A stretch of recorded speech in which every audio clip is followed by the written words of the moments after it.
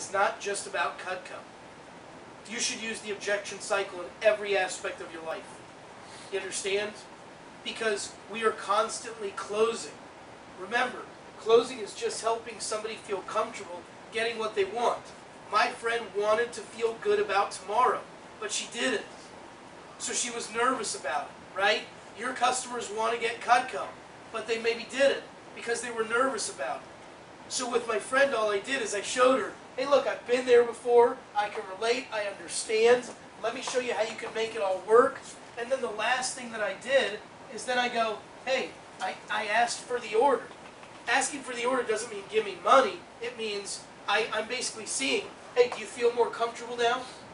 That's what I'm asking for, really. Does that make sense? So what did I ask my friend after I gave her the solution?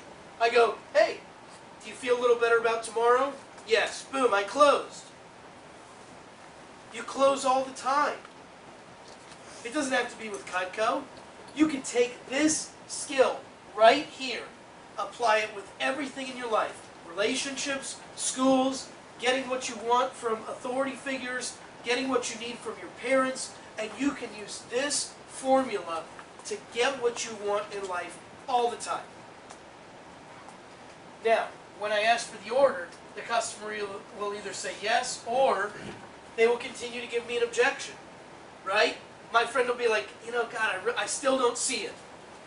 Am I going to go, if they say I still don't see it, am I going to go, oh well, good luck? No, I'm going to go, hey, no problem. I understand. You're not there with me yet.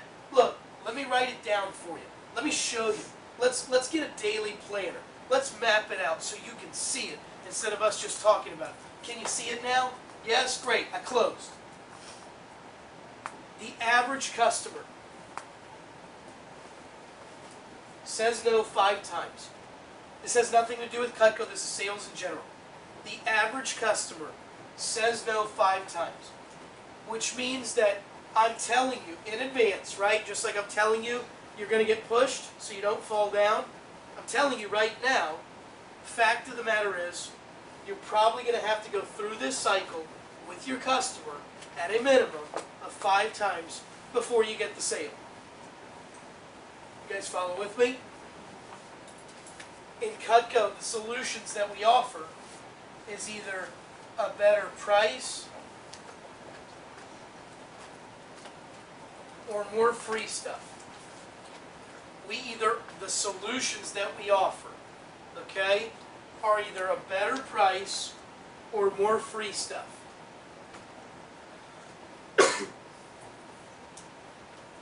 Okay? A better price or more free stuff. Let me tell you why this is the case. Let's go back to your list. Number 1 on your list, number 1 objection is price, right?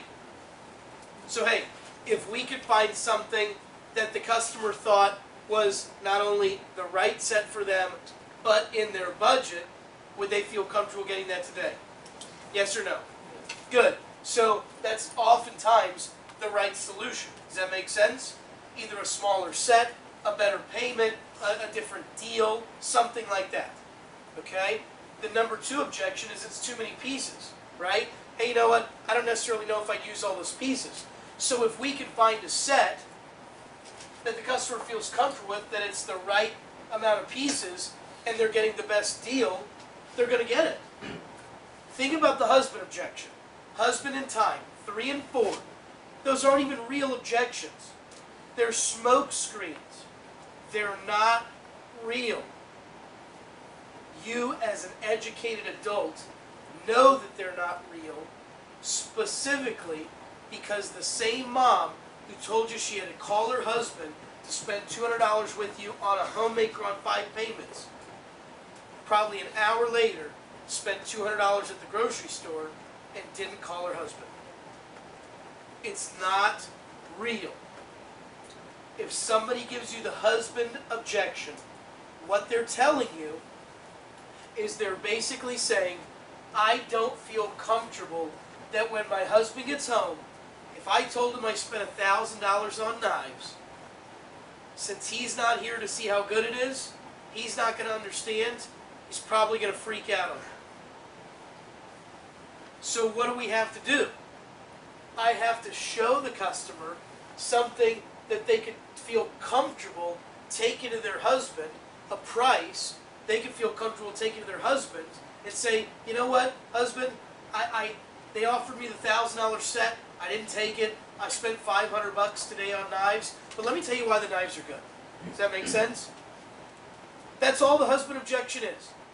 Your customer is just basically telling you, I don't know, I don't feel comfortable taking this price to my husband. Show me something I can take to my husband, and I'll get it today. The timing issue is all false. It's not real. You understand? It's a cop-out.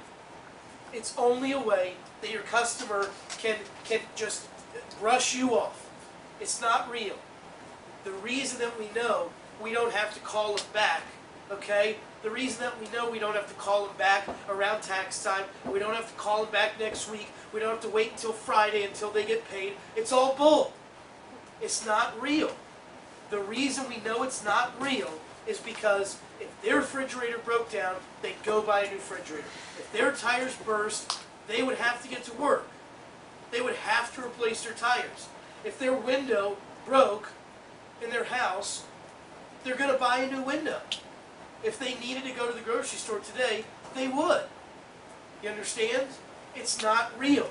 The money is there. What they're saying is, I just don't feel comfortable getting it from you today because, look, I either don't like the price or I'm not getting the most amount of product that I can, so I don't feel like it's the best deal that I can get. You understand? At the end of the day, it all comes back to these one of two things. Either it's not the right price for them, they don't feel comfortable with the price of that set, okay?